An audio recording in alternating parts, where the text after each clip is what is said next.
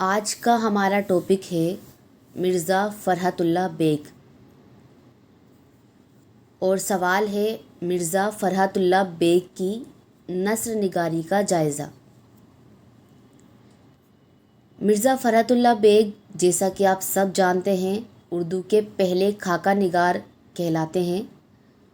انہوں نے اپنے استاد مولوی نذیر احمد کا خاکہ مولوی نذیر احمد کی کہانی کچھ ان کی کچھ میری زبانی کے نام سے لکھا۔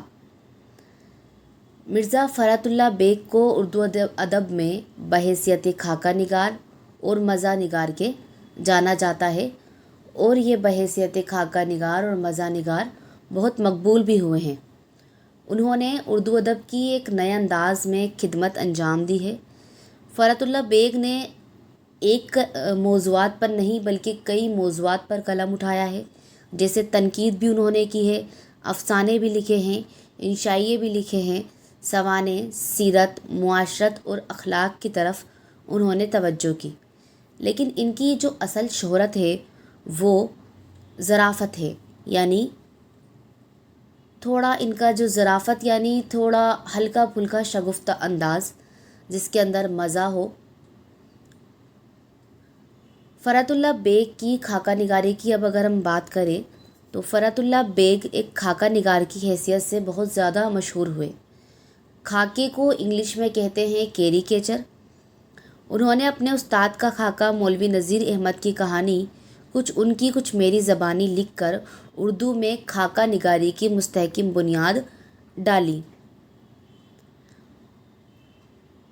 کہ اردو میں ہر طرف اس صنف کے قدردان پیدا ہو گئے، یعنی ایک ایسی بنیاد ڈالی، ایک ایسی پکی بنیاد ڈالی جس سے لوگوں کو ان کا خاکہ بہت پسند آیا اور لوگ اس صنف کی طرف زیادہ متاثر ہوئے۔ ان کے خاکوں کو ہر دل عزیز بنانے میں ان کی فطری ظرافت کا بہت دخل ہے۔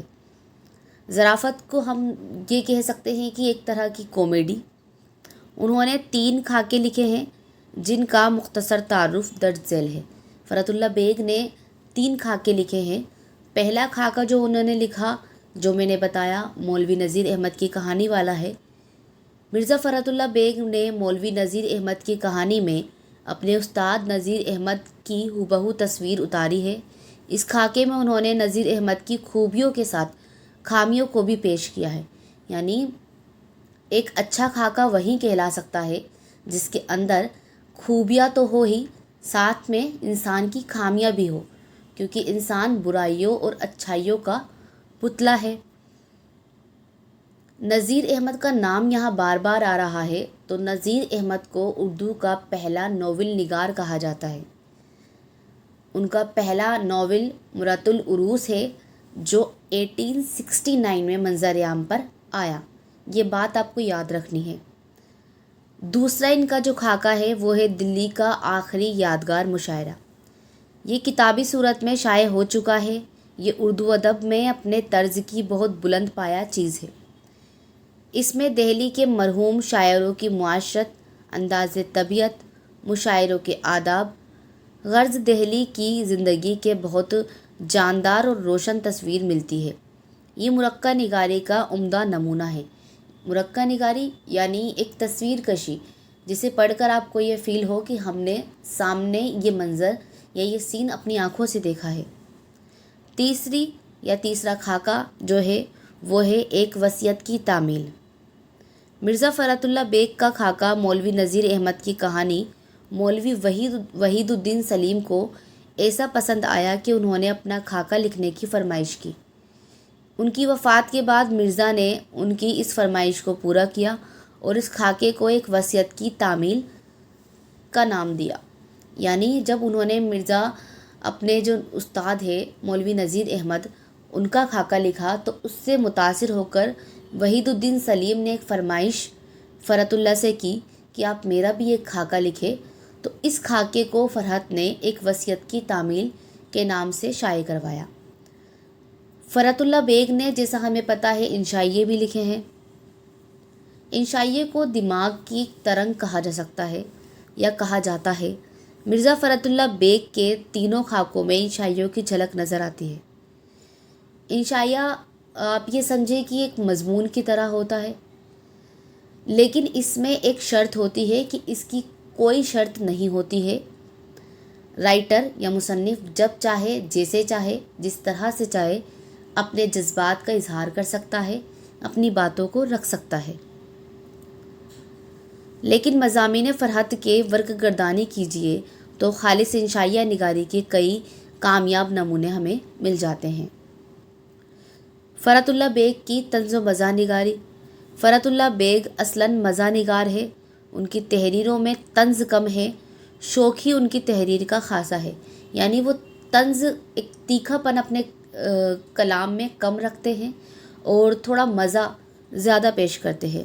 ان کی تحریروں کو پڑھتے وقت مسکراہٹ اپنے آپ پیدا ہو جاتی ہے۔ وہ ہمیشہ اس بات کا خیال رکھتے ہیں کہ پڑھنے والا جو ہے، یعنی قاری جو ہے، وہ ان کی تحریروں کو پڑھ کر مزہ محسوس کرے، لطف اٹھائے۔ فرحت اللہ بیگ کا اسلوب نگارش۔ فرحت اللہ کی تحریروں میں ظرافت، خاکہ نگاری، انشائیہ نگاری، لطف بیان، سب کچھ ایک ساتھ کیا ہو گیا ہے، گھل مل گیا ہے۔ فرحت اللہ بیگ اپنا الگ انداز رکھتے ہیں، وہ الفاظ کے موزوں استعمال سے ہنسی مذاق کا ماحول پیدا کرتے ہیں۔ اس کے علاوہ ان کی تحریروں میں متانت اور سنجیدگی موجود ہے، یعنی ایک مزہ تو ہے، ایک لطف تو ہے، لیکن اس کے ساتھ ساتھ اس میں سنجیدگی بھی ملتی ہے۔ پھر ہم دیکھتے ہیں ان کی زبان۔ مرزا کو دہلی کی ٹکسالی زبان پر قدرت حاصل ہے۔ ان کی زبان سادہ، سلیس اور دلکش ہوتی ہے، یعنی ایک ایسی زبان جو ہمارے دلوں کو چھو جاتی ہے۔ اور لاسٹ میں ہمیں ڈالنا ہے حاصل کلام، یعنی ہم نے جو کچھ بھی پڑھا ہے، لکھا ہے، اس کا حاصل کیا ہے، یا اس کے بارے میں ہمیں کیا سمجھ میں آیا ہے، اس کا نچوڑ کیا ہے۔ فرحت اللہ بیگ اردو ادب کی ایک عظیم شخصیت ہے۔ ان کی مقبولیت کا اصل سبب یہ ہے کہ وہ فلسفیانہ گہرائی سے کافی حد تک اپنا دامن بچاتے ہیں، یعنی کسی فلسفے کو پیش نہیں کرتے ہیں۔ ان کی کوشش یہی ہوتی ہے کہ قاری زیادہ سے زیادہ لطف اندوز ہو، یعنی قاری زیادہ سے زیادہ اچھا فیل کرے اور اسے لگے کہ میں نے ایک اچھی چیز پڑھی ہے۔ ان کا انداز بیان دلکش اور رنگین ہے جو دلچسپی کا باعث ہے، یعنی ایک ایسی چیز جسے انسان اپنے خود کے دل سے پڑھنا چاہتا ہے۔